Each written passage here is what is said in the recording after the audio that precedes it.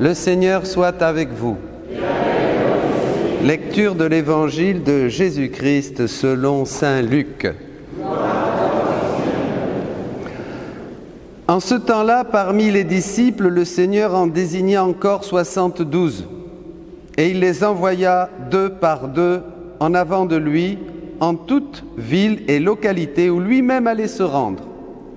Il leur dit : la moisson est abondante, mais les ouvriers sont peu nombreux. Priez donc le maître de la moisson d'envoyer des ouvriers pour sa moisson. Allez, voici que je vous envoie comme des agneaux au milieu des loups. Ne portez ni bourse, ni sac, ni sandales, et ne saluez personne en chemin. Mais dans toute maison où vous entrerez, dites d'abord « Paix à cette maison ». S'il y a là un ami de la paix, votre paix ira reposer sur lui. Sinon, elle reviendra sur vous. Restez dans cette maison, mangeant et buvant ce que l'on vous sert, car l'ouvrier mérite son salaire. Ne passez pas de maison en maison. Dans toute ville où vous entrerez et où vous serez accueillis, mangez ce qui vous est présenté. Guérissez les malades qui s'y trouvent et dites-leur « Le règne de Dieu s'est approché de vous ». Mais dans toute ville où vous entrerez et où vous ne serez pas accueillis, allez sur les places et dites « Même la poussière de votre ville collée à nos pieds, nous l'enlevons pour vous la laisser. Toutefois, sachez-le, le règne de Dieu s'est approché. Je vous le déclare au dernier jour, Sodome sera mieux traitée que cette ville. » Les 72 disciples revinrent tout joyeux en disant « Seigneur, même les démons nous sont soumis en ton nom. » Jésus leur dit « Je regardais Satan tomber du ciel comme l'éclair. Voici que je vous ai donné le pouvoir d'écraser serpents et scorpions. Et sur toute la puissance de l'ennemi, absolument rien ne pourra vous nuire. Toutefois, ne vous réjouissez pas parce que les esprits vous ont soumis, mais réjouissez-vous parce que vos noms se trouvent inscrits dans les cieux. » Acclamons la parole de Dieu. Louange à toi, Seigneur Jésus.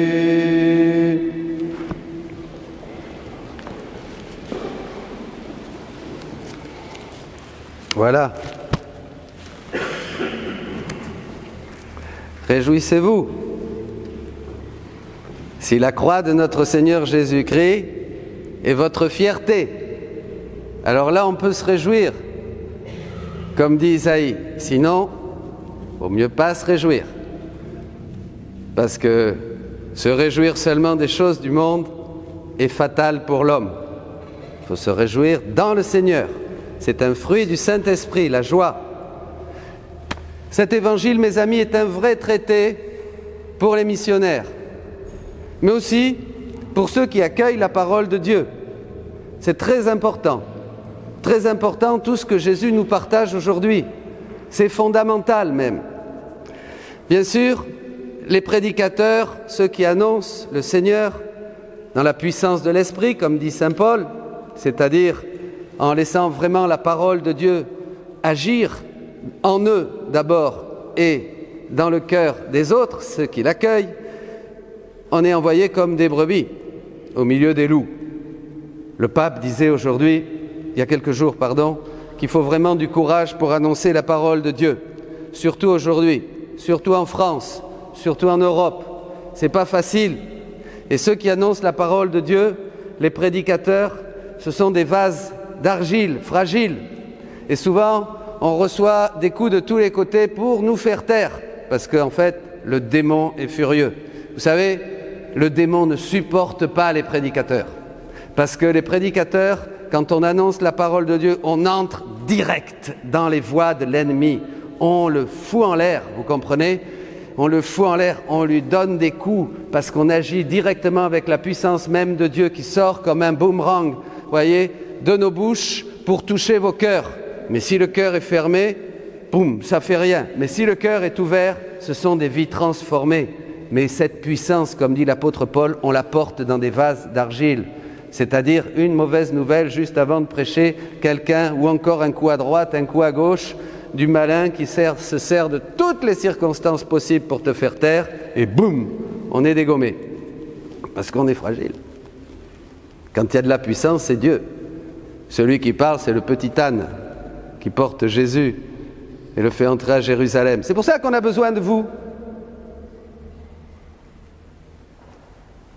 Pour ça qu'on a besoin de gens qui prient, qui t'appuient. Faites ça avec vos curés partout. Tous ceux qui écoutent, appuyez vos curés. Allez les voir, dites-lui, on est là, on prie pour toi, qu'est-ce qu'on peut faire? Comment on peut t'aider dans ta mission, puisque c'est le premier rôle du prêtre, d'annoncer la parole de Dieu. C'est le premier rôle, après les sacrements. D'abord, c'est celui-là. C'est la théologie de l'Église. Voyez? Aujourd'hui, il y en a peu qui disent oui pour rentrer, pour être missionnaire. Jésus le dit, les ouvriers sont peu nombreux. Pourquoi ils sont peu nombreux?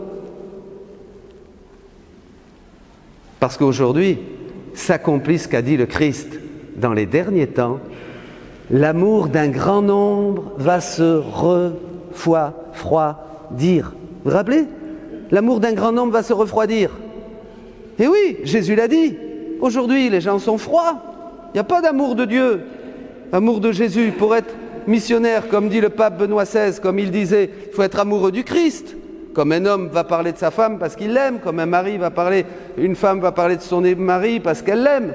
Bien sûr, quand il n'y a pas d'amour, on ne parle pas de ce qui habite le cœur, dit Jésus. Donc, l'amour d'un grand nombre aujourd'hui s'est refroidi, mes amis, et c'est pour cela qu'il y a peu d'ouvriers, peu de missionnaires, parce que pour être un missionnaire, il faut aimer le Christ. Il faut aimer le Christ, et c'est-à-dire, ça suppose en amont qu'il y ait une expérience vivante de Dieu. C'est-à-dire que Dieu soit vraiment vivant pour vous, vraiment vivant dans notre cœur, qu'il soit notre joie de tous les jours. C'est-à-dire qu'on s'éclate avec Dieu, qu'on ait la joie le matin quand on se lève, le soir on lui rend grâce et toute la journée on voit ses petits clins d'œil, on voit ses bénédictions, on voit son amour, on voit les miracles qu'il fait dans nos vies au quotidien, on est content et on a envie de revenir avec lui dans la prière, de s'enfermer dans notre chambre pour bénir notre Père, pour lui parler dans le secret. Vous voyez, on veut vite faire tout ce qu'on a à faire pour vite revenir à Dieu. C'est l'inverse aujourd'hui qui se passe, on va vite à la messe en coup de vent, il ne faut pas que ça soit trop long en plus, pour vite revenir aux petites choses que j'aime, à mes égoïsmes, à mes petites jouissances, à ce qui me fait plaisir. Ça, c'est pas être chrétien. C'est pas être chrétien. Vous écoutez? C'est pas être chrétien, ça.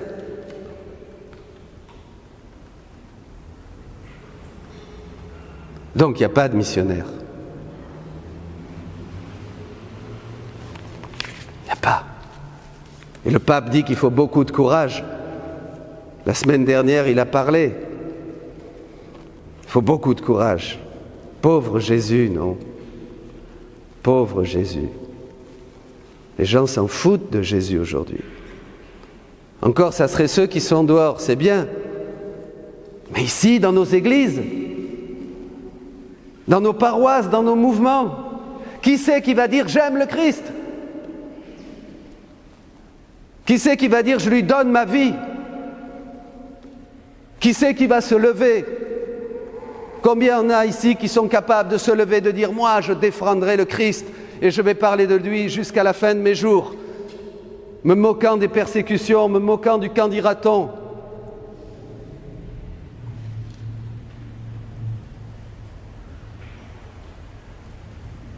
Bientôt vous aurez à rendre compte à Dieu. Comme dit mon ami le Père Carlos, un grand prédicateur, un saint surtout. Il dit, ici ça va vite passer. Tu vas bientôt avoir le devoir de rendre compte à Dieu de tous tes actes, de toutes tes pensées, de tout ce que tu as fait ici. Ça va aller vite. Et il dit, ah, la mort, que c'est merveilleux. Ce que je vous disais, parce que cette vie n'est qu'une misère, et après c'est le bonheur, c'est le ciel, c'est les anges, les saints, la gloire, la joie éternelle pour quelque temps ici-bas, après c'est l'éternité. Courage, soyez amoureux de Jésus. Et si vous vous levez, frères et sœurs laïcs, pour vraiment travailler dans votre mouvement, dans votre communauté, dans votre couvent, dans votre paroisse, et annoncer Jésus avec foi dans la puissance du Saint-Esprit, pas un peu comme ça, dans la puissance du Saint-Esprit, eh bien n'ayez pas peur. N'ayez pas peur. Dieu vous bénira. Après, un autre point important, accueilli ou rejeté. Et ça, c'est dans l'Évangile. Quand on prêche la parole de Dieu,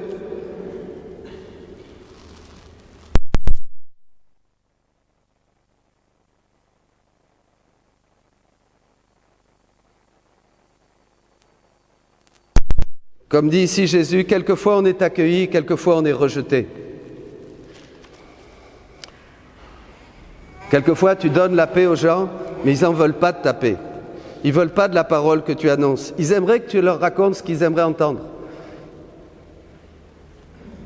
Mais ce n'est pas ça ce qu'a fait Jésus. D'ailleurs, c'est pour ça qu'il est mort sur la croix, parce qu'il a dit des choses qui n'intéressaient pas les gens.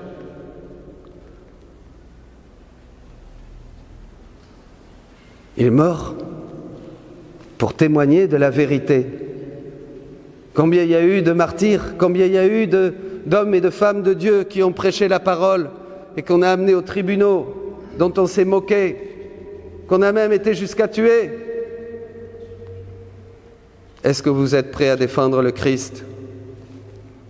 Alors, quand on est accueilli, la parole de Dieu va vers celui qui est accueilli dans sa maison et lui donne la paix. Et là même, il y a des signes.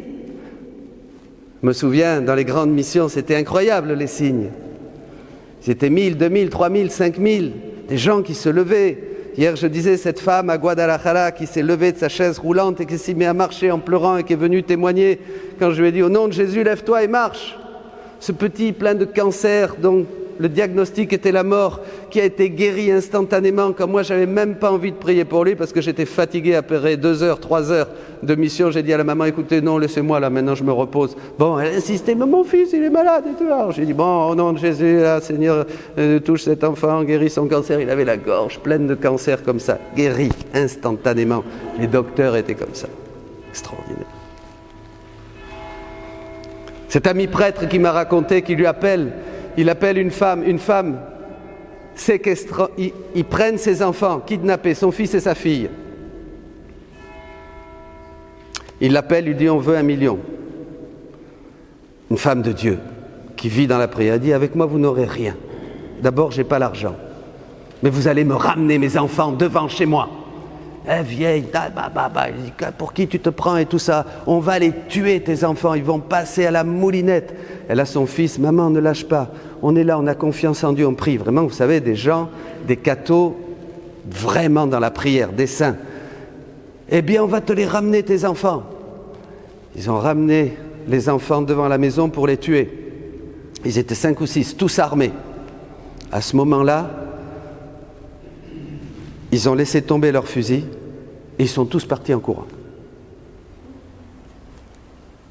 Et les enfants étaient sains et saufs. Quelques jours après, ils appellent et disent « Rendez-nous nos armes ». Rendez-nous nos armes. Mais c'est une histoire vraie, hein, parce que je l'ai de première main. Hein. Et alors, oui, ben, écoutez, venez les chercher. Pourquoi vous n'avez pas appelé la police? Parce que je n'ai pas appelé la police, vous m'avez rendu mes enfants, c'est fini, on n'en parle plus, on prie pour vous. Bon, quand est-ce qu'on peut... Et pourquoi elle leur a demandé, pourquoi vous êtes partis comme ça? Mais qu'est-ce que vous croyez? Quand on a vu la maison en flammes, avec des hommes volants qui étaient passés partout, comme ça, on est partis tout de suite. Incroyable. Il y a des signes. Si vous accueillez la parole de Dieu, quand on accueille la parole de Dieu avec foi, Dieu déploie sa puissance. Et il y a des signes, des guérisons, des bénédictions, la joie. Il nous donne la force pour embrasser la croix. Par contre, quand on est chrétien à moitié, quand on ne veut pas vraiment mettre la parole de Dieu en pratique, comme nous le dit Jésus, eh bien là on passe dans une autre ambiance, ce qu'on appelle la volonté permissive de Dieu. C'est-à-dire, il se passe ce qui se passe. Aujourd'hui tu es bien, demain tu es ruiné, aujourd'hui tu as la santé, demain tu es malade, aujourd'hui ton fils est vivant, demain il est mort, aujourd'hui ça se passe bien pour toi, demain ça se passe mal, tu comprends rien, c'est boum boum, c'est la volonté permissive. Dieu ne peut plus guider ta vie. Dieu ne peut guider notre vie que quand, comme Jésus, nous faisons la volonté du Père. Dieu ne peut guider ta vie que si tu es décidé et si tu as dit oui, oui, oui, oui, oui, dit Jésus, oui. Que ton oui soit oui, que ton non soit non. Dieu est vivant. Marcher avec Dieu, c'est ça. Marcher avec Dieu, c'est ça, c'est se bouger, c'est marcher, c'est commencer. Sinon, ça ne sert à rien. Je dis même aux gens, ça ne sert même à rien, tout ce que tu peux faire pour Dieu, parce que tu ne fais rien. Tu ne fais quelque chose que quand tu commences à obéir à la parole de Dieu et à la mettre en pratique dans ta vie, alors là, tu construis ta maison, non pas sur du sable, mais sur le rocher de Jésus-Christ, Matthieu 11. Vous voulez être chrétien ? Vous voulez être chrétien ? Oui. Oui, oui ? Oui. C'est beau d'être chrétien. Alors vous serez des bénédictions pour les autres. Même si vous n'êtes pas appelé au ministère de la prédication, vous serez joie pour les autres. Vous serez source de guérison pour les autres. Vous aurez une parole de sagesse pour les autres. Il y aura des signes que Jésus accomplira à travers vous. Mais vous serez un bonheur pour des milliers. Rien que votre prière va faire bouger le ciel et la terre et trembler l'enfer. Croyez, c'est tout. Et voyez Satan tomber. Il y a de la puissance quand on est avec Dieu, vous savez. Même si on est des pauvres mecs, fragiles, pleins de défauts, pécheurs. Quand on est avec Dieu, il y a de la puissance. Dieu est puissant. Dieu est puissant, il a besoin de l'homme pour déployer cette puissance.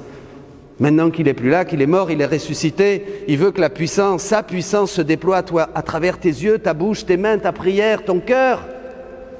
Il a besoin de toi. Qu'est-ce que vous croyez ? On ne descend pas du singe, on descend du Christ. On est le Christ. Il a besoin de nous.